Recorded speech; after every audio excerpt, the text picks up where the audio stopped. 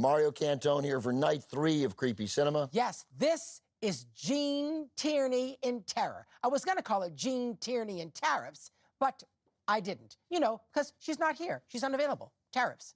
Too expensive. Didn't want to dig her up. And, you know, I'm not ready with a tariff line. Well, that's okay. I like what you're wearing tonight. Thank you very much. Because this is Leave Her to Heaven, our first movie tonight from 1945, starring Gene Tierney and Cornel Wilde. It's in glorious Technicolor, and I wore this because it's green and bright, like Gene is. She's so gorgeous in this, by the way. Daryl Zanuck called her the most beautiful actress in Hollywood, or the most beautiful woman in the world. Gorgeous. And this was the first movie she really played against type. And she eats this up.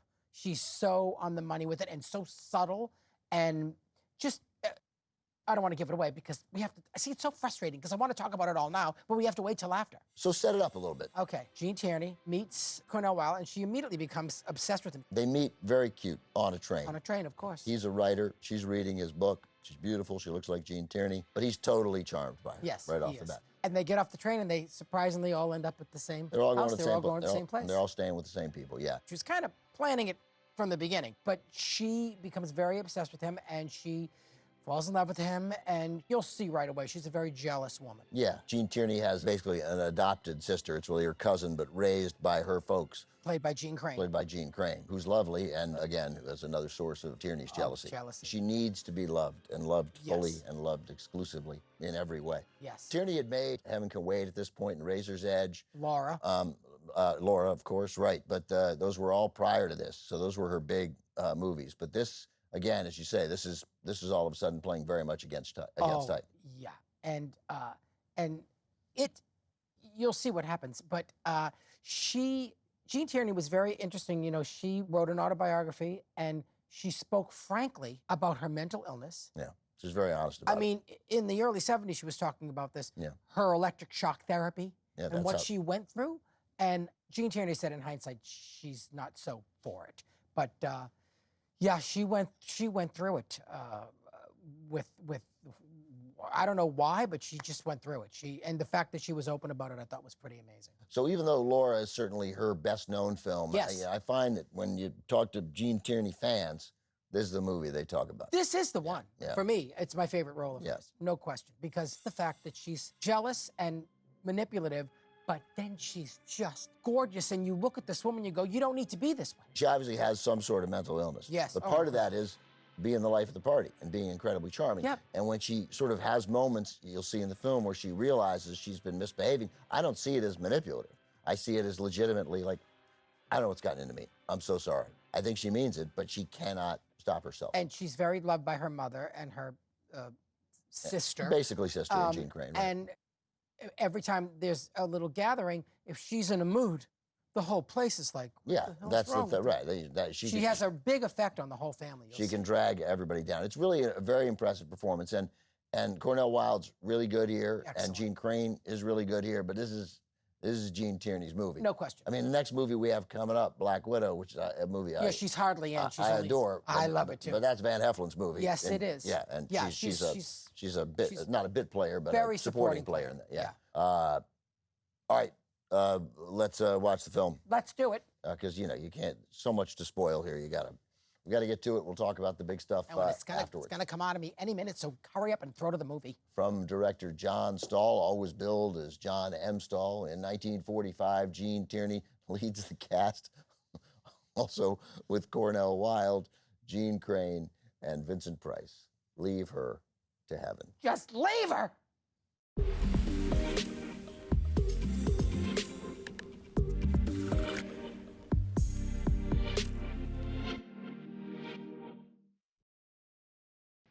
Back with Mario Cantone. Okay. The back half of our Gene Tierney's Terror double feature. This movie, first of all, when the screenplay was written, they wanted to take out the fact that she threw herself down the stairs and killed her baby.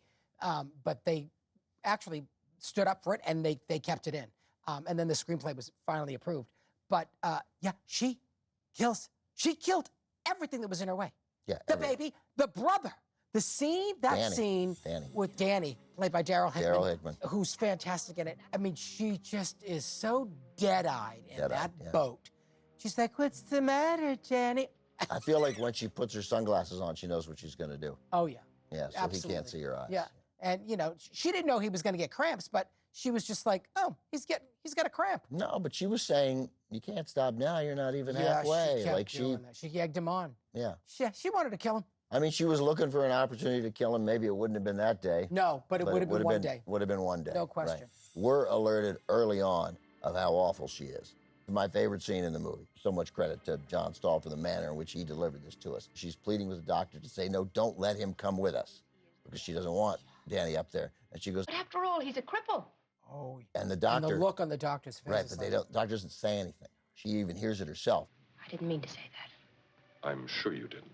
And then as soon as Cornell Wilde walks in, Yeah. she turns. She's like, complete change. Right, the doctor has told us that it's wonderful. Danny can come with Yeah, us. she's gonna call Danny, you know, and tell him he's coming with us. And the audience are like, wait, what's going on? Yeah, that's a big red flag that the doctor was privy to immediately. Her finally fessing up to him. Like, did he think he was?